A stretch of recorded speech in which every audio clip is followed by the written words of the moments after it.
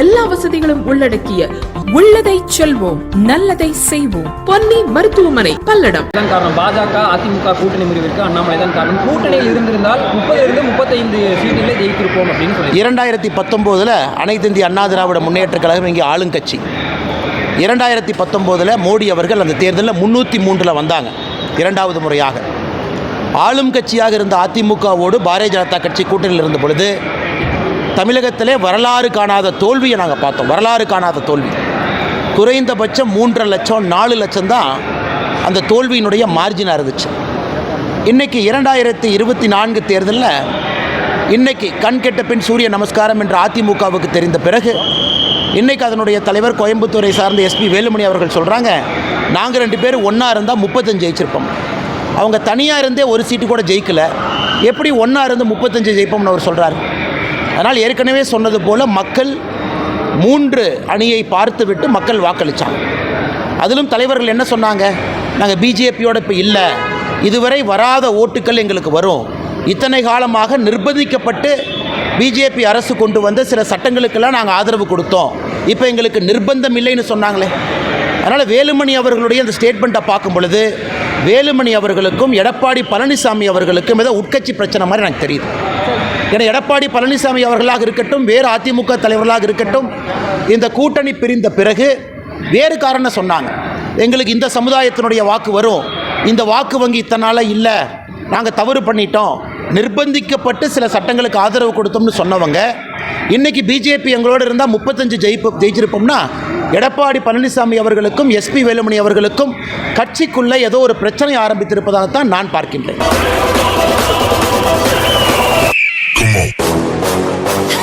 பணம் வைத்து சீட்டு விளையாடியவர்கள் கைது, போலீசார் நடவடிக்கை. தூத்துக்குடி மாவட்டம் குளத்தூர் பகுதியில் அனுமதியின்றி பணம் வைத்து சீட்டு விளையாடி வருவதாக குளத்தூர் போலீசாருக்கு தகவல் கிடைத்துள்ளது.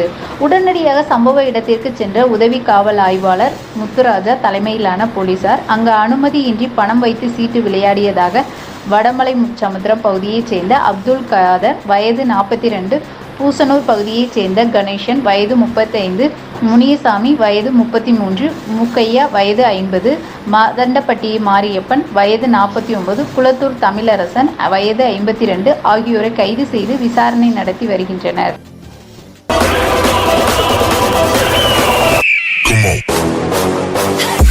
அனுமதிக்கப்பட்ட நேரத்துக்கு முன்பாக கூடுதல் விலைக்கு மது விற்பனை செய்ததாக போலீசார் 7 பேர் கைது. மது பாட்டில்கள் பறிமுதல். தூத்துக்குடி மாவட்டம் குளத்தூர் பகுதியை சுற்றி அனுமதிக்கப்பட்ட நேரத்துக்கு முன்பாக கூடுதல் விலைக்கு மது பாட்டில் விற்பனை செய்யப்படுவதாக குளத்தூர் போலீசாருக்கு தகவல் கிடைத்தது. உடனடியாக சம்பவ இடத்திற்கு சென்ற உதவி காவல் ஆய்வாளர் முத்துராஜா தலைமையில் போலீசார் அங்கு கூடுதல் விலைக்கு மது விற்பனை செய்யப்படுவது தெரிய வந்தது. இதனைத் தொடர்ந்து அங்கு விற்பனை செய்யப்படுவதற்காக வைக்கப்பட்டிருந்த 180 லிட்டர் அளவுக்கு 200க்கும் மேற்பட்ட மது பாட்டில்கள் பறிமுதல் செய்த போலீசார் 7 குற்றவாளிகளை கைது செய்து காவல் நிலையம் அழைத்து சென்றனர். மேலும் குற்றவாளிகளிடமிருந்து மது பாட்டில்களை பறிமுதல் செய்த போலீசார் விசாரணை நடத்தி வருகின்றனர்.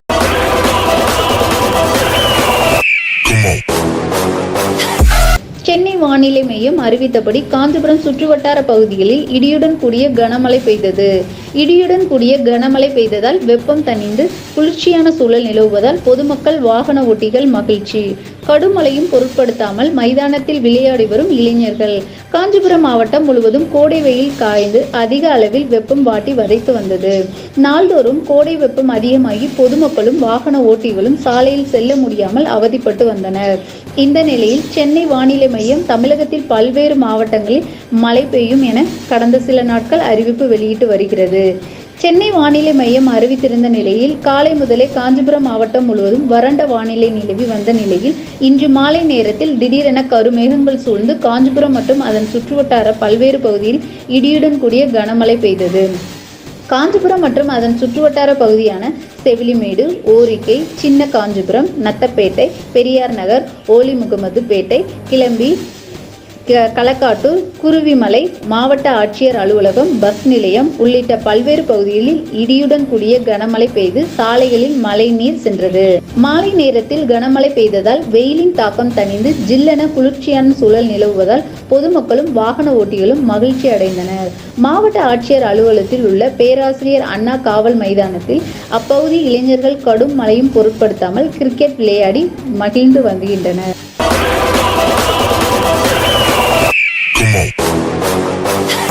கோவில்பட்டியில் தடை செய்யப்பட்ட புகையிலை பொருட்களுடன் இளைஞரை போலீசார் கைது செய்தனர். தூத்துக்குடி மாவட்டம் கோவில்பட்டி மேற்கு காவல் நிலையம் போலீசார் மந்தித்தோப்பு சாலையில் ரோந்து பணியில் ஈடுபட்டனர். அப்போது அங்குள்ள தனியார் பள்ளி அருகே சந்தேகத்துக்கு இடமான வகையில் நின்று கொண்டிருந்த காரை கண்ட போலீசார் அங்கு சென்று காரை அதில் தடை செய்யப்பட்ட புகையிலை பொருட்களை இருப்பதை தெரிய வந்தது. விசாரணையில் அவர் திருநெல்வேலி கரையிருப்பு வடக்கு தெருவைச் சேர்ந்த மணிகண்டன் என்பது தெரிய வந்தது.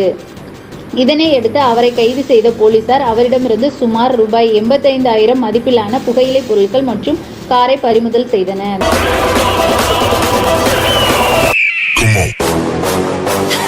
காஞ்சிபுரம் மாவட்டத்தில் செயல்பட்டு வரும் முழுநேர நியாய விலை கடைகளுக்கு கருவிழி பதிவுகள் மற்றும் விற்பனை ரசீது வழங்கக்கூடிய புதிய விற்பனை இயந்திரங்களை மாவட்ட ஆட்சியர் கலைச்செல்வி வழங்கினார்.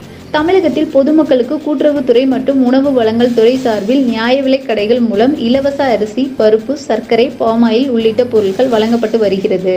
மேலும் முறைகேடுகளை தவிர்க்கும் வகையில் பொருட்களை பெற ஸ்மார்ட் கார்டு அறிமுகப்படுத்தப்பட்டு அதன் மூலம் கைரேகை பதிவு செய்யப்பட்டு உரிய நபர்கள் பொருட்களை வழங்கப்பட்டு அதற்கான குறுஞ்செய்தியும் அவர்களது அலைபேசிக்கு அனுப்பப்படுகிறது. இந்நிலையில் கைரேகை பதிவு சில நேரங்களில் இணையதள குறைபாடுகள் காரணமாக பதிவு மேற்கொள்ள இயலாத நிலையில் அதனை மேம்படுத்த வேண்டிய என நியாய விலைக் கடை ஊழியர்கள் கோரிக்கை வைத்தனர் பெயரில் தற்போது மேம்படுத்தப்பட்ட புதிய இயந்திரங்கள் தயார் செய்யப்பட்டுள்ளது. இதில் பயனாளர்கள் கைரேகையில் பதிவு செய்ய இயலாத நேரத்தில் கருவிழி பதிவு மூலம் மேற்கொள்ளவும் பொருட்கள் பெறப்பட்டதற்கான ரசீதுகள் இயந்திரத்தின் மூலம் வழங்கும் வகையிலும் வடிவமைக்கப்பட்டுள்ளது. இவ்வகையில் காஞ்சிபுரம் மாவட்டத்தில் இயங்கி வரும் 338 முழுநேர நியாய விலை கடைகளுக்கு மேம்படுத்தப்பட்ட புதிய விற்பனை இயந்திரங்கள் மாவட்ட ஆட்சியர் கலைச்செல்வி விற்பனையாளர்களிடம் வழங்கினார்.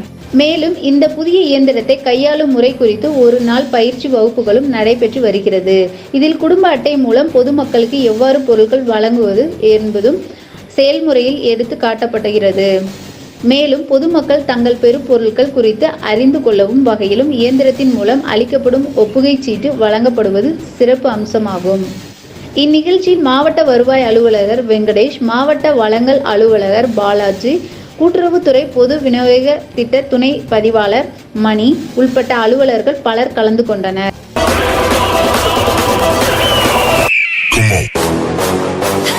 ஆதரவற்றோருக்கு ஆறுதல், முதியோர்களின் முன்னேற்றம், ஆதரவற்றோர் இல்லாத சமுதாயமே நோக்கம். பல்வேறு சுப நிகழ்ச்சிகளுக்கு ஆதரவற்றோருக்கு அன்னம் வழங்க வேண்டும் என்றால் கொஞ்சம் இங்கேயும் கருணை காட்டுங்கள்.